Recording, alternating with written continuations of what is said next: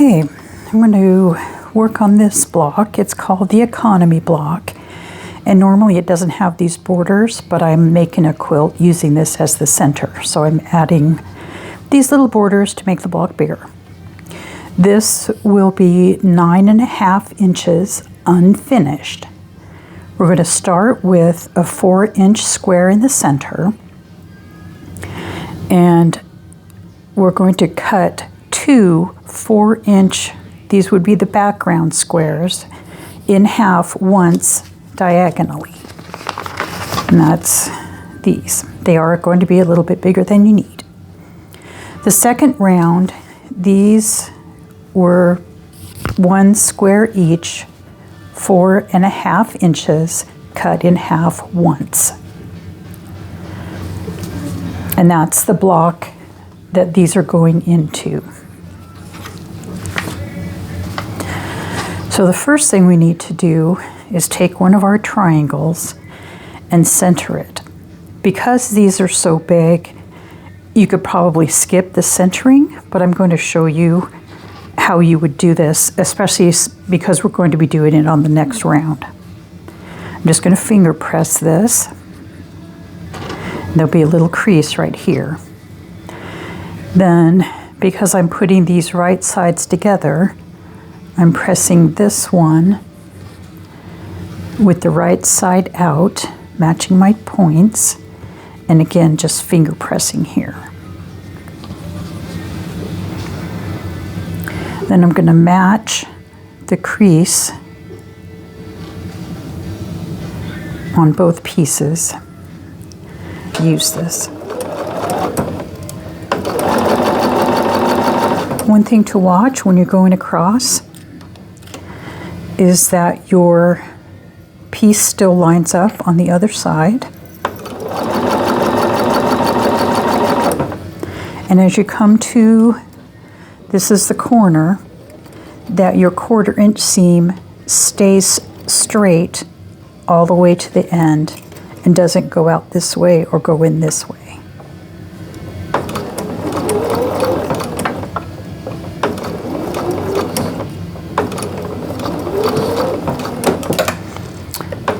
That's one side.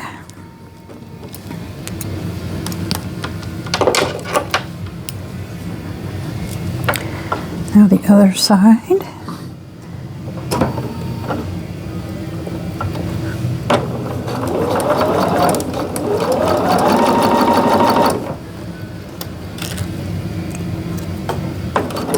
Second one, just like the first one.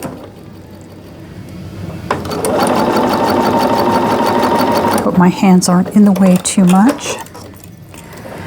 Okay, now I'm going to press these line with the seam line.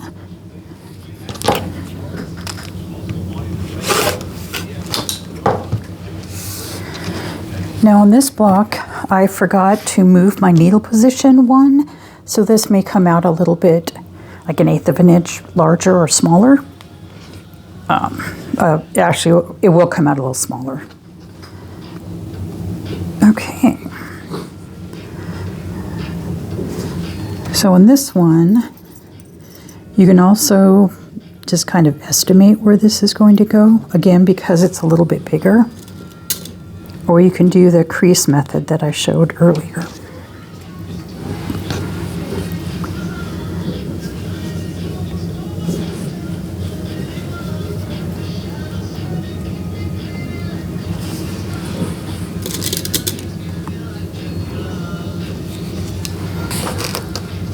And you could, if you wanted to, you could measure, this is just about a 1/4 inch overhang, and the same on this side.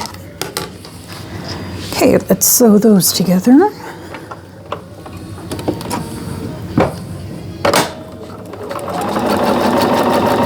Same thing, I'm going to make sure all of my raw edges are lined up and that my seam line does not drift either way. I can use a stiletto to help guide these under here.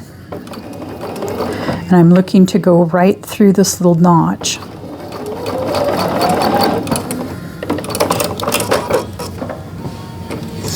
So if you couldn't see that, what I was going for was starting in the notch and then sewing across and ending up in this notch. So on this one, and end up here.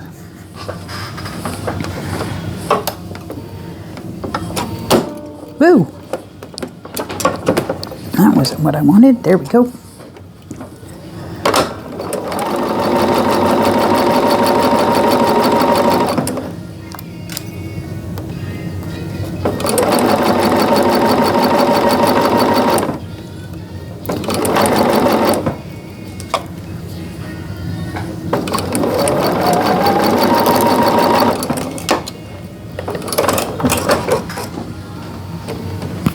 So there's that one. Again, I'm going to press it and just press it out that way.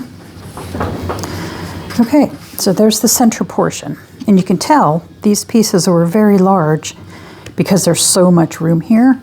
So I'm going to grab a ruler that has a 1/4 inch mark on it. I'm going to grab a bigger one. And if you can see this V right here made from my 45-degree lines, I want that to line up on my blue square right on the seam there. That leaves me a 1/4 inch here, and I'll just cut off this excess. I like to do opposite sides first. No particular reason for that. It just, I don't know. I just do. Maybe it's perfectionism, maybe it's OCD, I don't know. Hopefully this is under the camera still. Same thing. Make sure those are nice and lined up.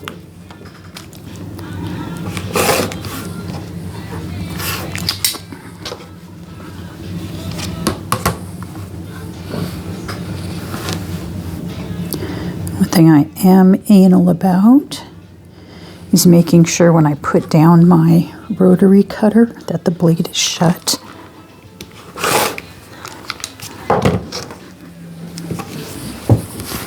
Okay, so this block now measures, I'll go this way, just under 5.5 inches. And that's because I did not move my needle position, but that's okay. Okay, now we have, these are the center points of each side where the blue tip is. Okay, so when I fold these now, again, I want the right side out when I press it.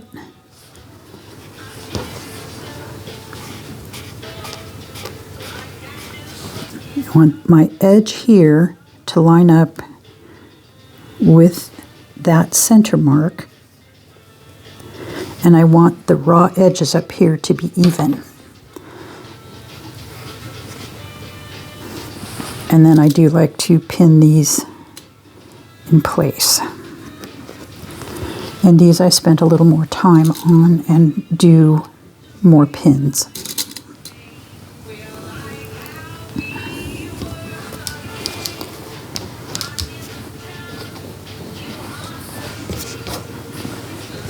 I don't think I have an exact order to these. Maybe I'll refer back to my original blocks so they're not totally crazy. Okay, so if that was yellow, then this one's going to be purple.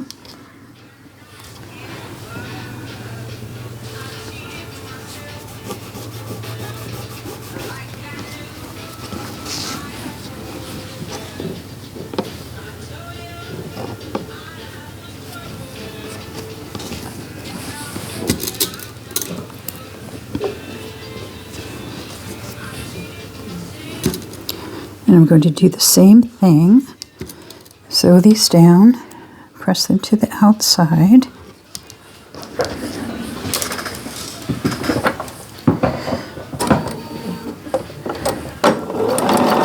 And these look like they are a little bit bigger, so I'm not going to worry about using the bunny tail.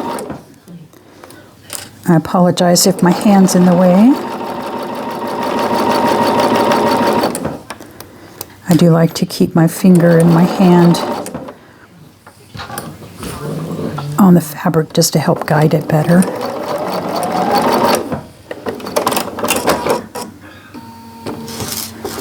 Switch.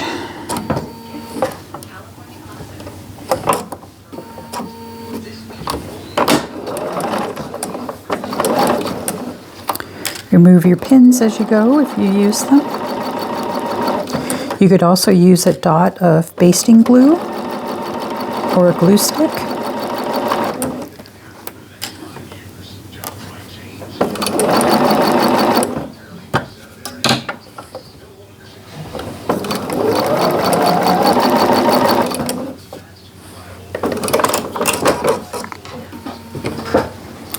So again, I'll give it a press and press these to the outside. You can see I did, this point is really sharp. This one probably should have been a little more careful, but I think when I can add a little bit of some kind of alternative starch and press that a little better. Okay, so I put a little bit of best press on here and then give it another pressing. And now the point shows up better, and this is a little flatter. Okay, again, I'm going to cut off the dog ears using my larger ruler this time. And again, I'm lining up my lines here along with the edge.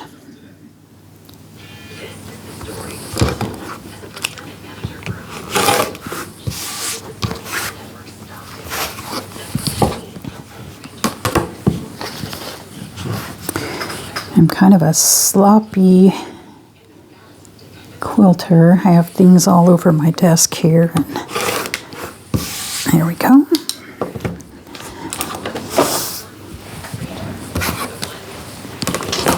Now we'll do the same for the other two.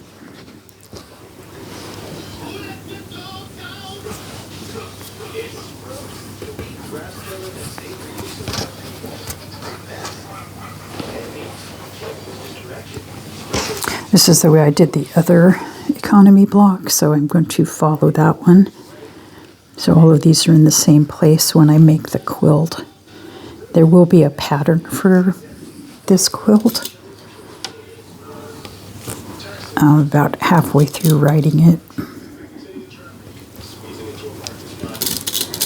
I think I want to dial in the size of these squares a little better so there's not so much excess.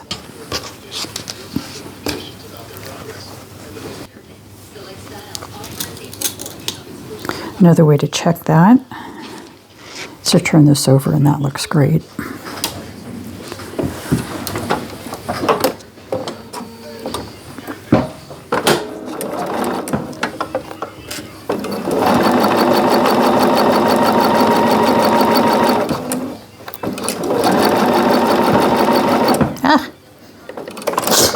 Got off track on that seam. So I'm going to go back a little bit and just sew over it. Because Bernina calls this a height compensation tool. What it does is sit underneath just the presser foot behind the needle and helps get over humps of seams. And I'll show you a way on the other side to do a better job of this. Here's there it is.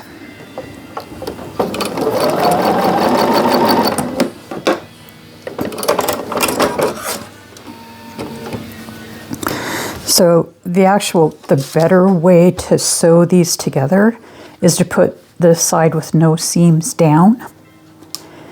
And then as you're sewing along, what you're aiming for is this is the seam going down and this is the seam going down. You want to go right, I try to go just above that little X and then keep sewing along.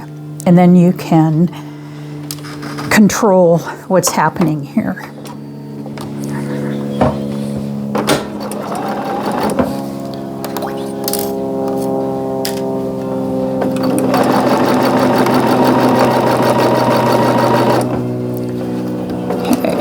Off comes the pen. I'm going to put my stiletto where I want my needle to go. Go slower.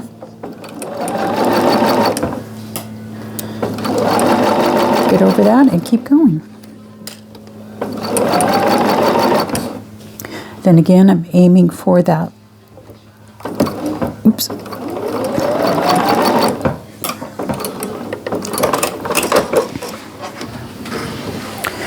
I'm sewing, I'm aiming for this notch again, starting on the notch and ending on the notch. Okay, same thing, press those, open them up.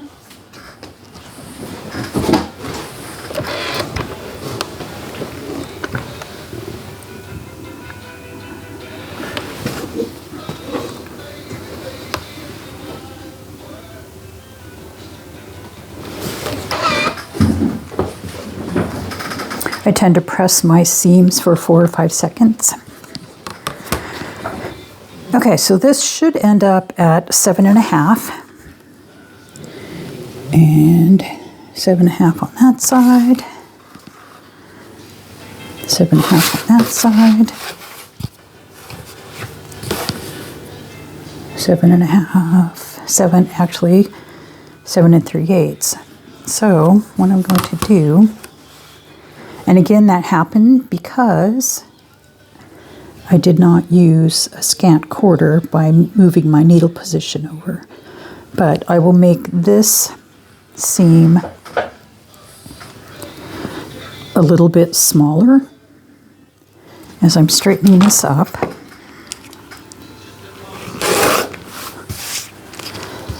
Now when I turn this over, I can look at this and say, okay, that is 7.5.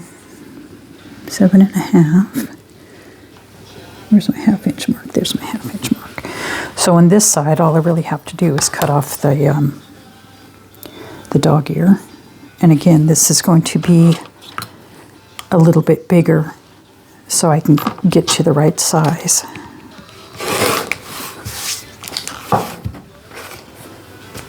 And when this is in the quilt, it won't be very noticeable. You'll just be able to see the point extra well. Okay, so this one, 7.5. I wanted to have a little bit extra on this side again. And I'm just kind of eyeballing it, which makes a lot of people nervous. As you gain experience, this won't be so scary. This is a great block for scraps, as long as you can. Okay, so this is going to be a little bit short, as you can see right here. It's probably going to be 1/8 of an inch short, but that's okay, because at least you can still get the seam allowance. That will go in the seam allowance still. So again, it's a little bit bigger here, so I can keep that size. And because I measured it from the side, I know that this 1/8 of an inch will be caught in the seam allowance when I'm ready.